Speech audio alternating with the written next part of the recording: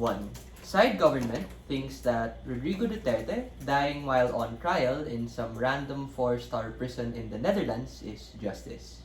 How is it justice when the punishment of all of these bad people happen outside of the proximity whose lives they have displaced and disproportionately affected occur? How is it justice when an international body takes the criminals and the leaders of your country to disassociate the pain that your local population has suffered and brand him as a war criminal after 5 to 6 years when the damage has already been done and you can't do anything about it? It's simple, right? It's not justice. As to what my partner has mentioned, current status quo has a lot of problems and we understand that. But those problems, at the very least, have ways of getting improved over time. On side government, people, the international community, and every single person on this earth always assume that states like the Philippines, like African nations like Liberia, like Uganda, and like Sudan are so inept that they can't handle trailing or trialing their own particular war criminals themselves. Just because it's imperfect and has defects doesn't mean that we should automatically choose to opt in to something else. That will be my extension. But before that though, a couple of responses to the previous immediate speaker. 1. The previous speaker raised a POI to my partner about still having domestic involvement through the national government.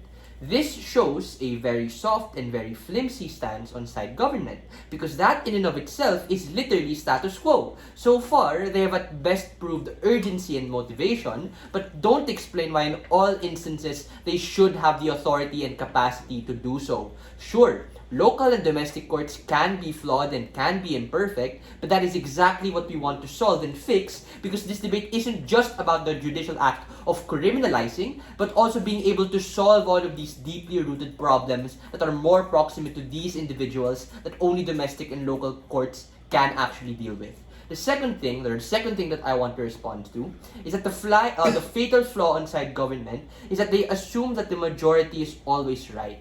If the majority says that this political leader is a dictator and accuses them of certain crimes, it's the point in which the narrative that they believe makes them foam in the mouth and believe this.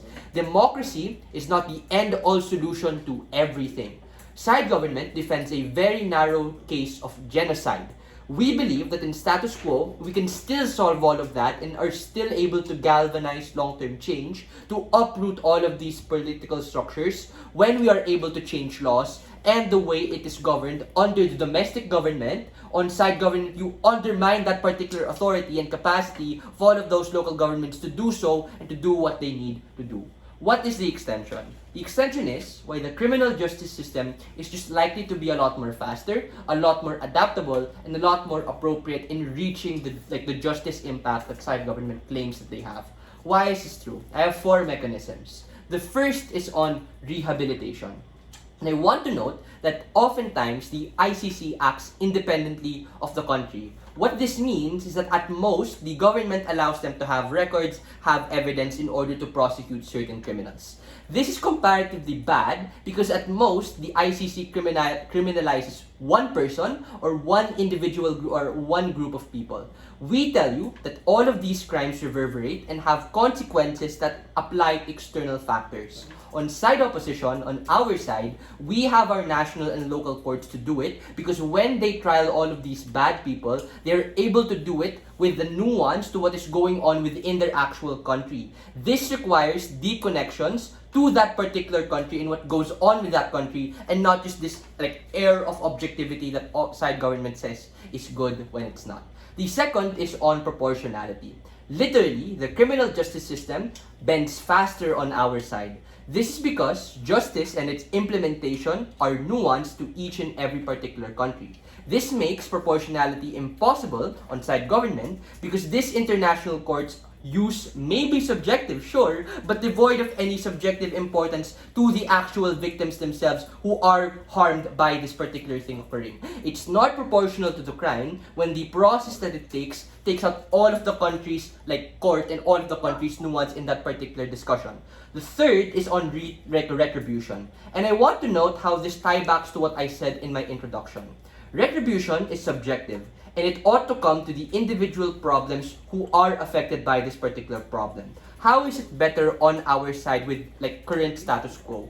One, national courts are able to represent the cases a lot more nuanced, or they're able to get a breadth of more information and that they can use in all of these courts that they want to deal with. Two, people affected get to actually see and hear more about it because it's happening in their own country, as opposed to in status quo, or as opposed on their side where they're probably gonna be like somewhere else, like what literally happens right now. Third, they're just likely to represent and be punished within that particular country and get all of the backlash that comes as a result of it. Lastly, the fourth mech is on deterrence. What we say, like Joseph mentioned this in his speech and it hasn't been replied yet, so I'll say it again, right? At best, the ICC takes 10 years to criminalize one individual. Assuming capacity is increased, and this is taking them at their best, less time is being spent being able to make a good case, which literally makes all of that process worse. Before I get into the impacts, I'll take the POI. Therefore, what is your idea of justice then? The four mechanisms are literally what I said that prove our idea of justice, right? Rehabilitation, proportionality, retribution, deterrence. All of those things happen better on our side of the house. What are the impacts? One, on our side, the criminal justice system works and is respected that it works.